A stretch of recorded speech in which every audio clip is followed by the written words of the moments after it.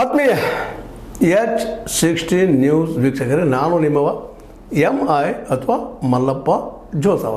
ಆತ್ಮೀಯರೇ, ಇವತ್ತು ಬಹಳ ಪ್ರಮುಖ ಡೆವಲಪ್ಮೆಂಟ್ ಏನಪ್ಪ ಅಂತಂದ್ರೆ, ನಮ್ಮ KN ರಾಜಣ್ಣ ಈಗ ನಿಮಗೆ ಗೊತ್ತದ, ಈ ಮತ ಕಳ್ಳತನ ದೊಡ್ಡ ಮೂಮೆಂಟ್ ಮಾಡ್ತಾಯಿದ್ದಾರೆ.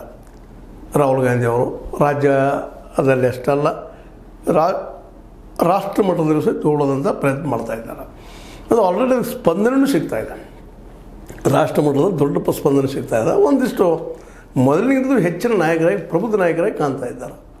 ಇಂಥ ಸಂದರ್ಭದಲ್ಲಿ ಏನೋ ಅಚಾನಕ್ಕಾಗಿ ಬಾಯಿ ತಪ್ಪಿನಿಂದ ಯಾವುದೋ ಕಾರಣಕ್ಕಾಗಿ ಇವರು BJPಯಲ್ಲಿ ಹೆಂಗೆ ಯತ್ನಾಳರಿದ್ರು ಹಂಗೆ ಇವರು ಕಾಂಗ್ರೆಸ್ನ ಸ್ವಲ್ಪ ಸಿದ್ದರಾಮಯ್ಯರ ಪರ ಪ್ಯಾಟ್ ಬೀಸೋದು ಜೊತೆ ಒಂದಿಷ್ಟು ಯಾಕೋ ಏನೋ ಜಲ್ದಿನ ಪ್ರವೋಕ್ ಆಗುವಂಥ ಮನೋಭಾವದವರ ಏನೋ ಅಂದ್ಬಿಟ್ರು ಸಡನ್ನಾಗಿ.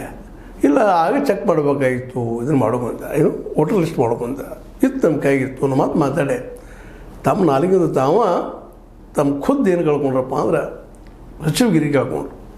ಇದರ ಅವಶ್ಯಕತೆ ಆಗಿ ಇರಲಿಲ್ಲ, ಏನೂ ಅವಶ್ಯಕತೆ ಇರಲಿಲ್ಲ, ಮೌನ ಆಗಿಬಿಟ್ಟು ನಡೀತಾಯಿತ್ತು.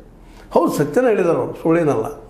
ಆದರೆ ಕೆಲವೊಮ್ಮೆ ಏನಾಗ್ತಾವಪ್ಪ ಅಂದ್ರೆ ಸಹಿತ ವೇರಿ ಆಗ್ತಾವೆ. ಕಾರಣ ಇಷ್ಟ, ಈಗ ರಾಷ್ಟ್ರ ಮಟ್ಟದಲ್ಲಿ ಹಿಂದೆ ಕಾಂಗ್ರೆಸ್ಸು ಮಾಡಿದ ತಪ್ಪ, ರಾಹುಲ್ ಇದ್ದಾಗೂ ಆಗಿರ್ಬೇಕು, ತಪ್ಪಿಲ್ಲ ಅಂತಲ್ಲ.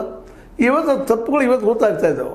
ಯಾಕಪ್ಪ ಅಂದ್ರೆ ಎಲ್ಲರೂ ಮಾಡ್ತಾರೆ ಬಿಡಪ್ಪ, ಎಲೆಕ್ಷನ್ ಕಮಿಷನವ್ರು ಮಾಡ್ತಾರೆ, ಕರೆಕ್ಟ್ ಅದಾರ, ಪ್ರಾಮಾಣಿಕರು ಅದಾರ, ಇದಕ್ಕೆ ಹಂಗಿಲ್ಲ, ಎಲ್ಲ ಕರೆಕ್ಟ್ ಅಂತ ಎಲ್ಲರೂ ತಿಳ್ಕೊಂಡಿರ್ತಾರೆ. ಹೀಗಾಗಿ ಅವ್ರ ಮೇಲೆ ಅವಿಶ್ವಾಸ ತೋರ್ಸೋಕೆ ಹೋಗೋದಿಲ್ಲ. ಜೊತೆಗೆ ಈ ಒಂದು ನಾವು ಭೂತವಾಗಿ ಏನು ನಮ್ಮ ಏಜೆಂಟ್ರು ನೇಮಿಸಿರ್ತೀವಿ, ಅವ್ರ ಏಜೆಂಟ್ರೆಲ್ಲ ಪ್ರಾಮಾಣಿಕವಾಗಿ ಕೆಲಸ ಮಾಡ್ತಾರೆ ಅಂತ ಗ್ಯಾರಂಟಿನೂ ಇಲ್ಲ. ಅವ್ರು ಯಾರು ನೋಡ್ತಾ ಇರ್ತಾರೆ, ಯಾರು ವೋಟರ್ ಅದಾರ, ಯಾರಿಲ್ಲ ಅಂತ ಫಾರ್ಮರ್ ಫಿಕ್ಸ್ ಮಾಡ್ಬಂದ. ಕೆಲವೊಮ್ಮೆ ಅವರು ಅಲ್ಲಿಯೂ ಅರೆಸ್ಟ್ ಮಾಡಿರ್ತಾವೆ BJP, ಕಾಂಗ್ರೆಸ್,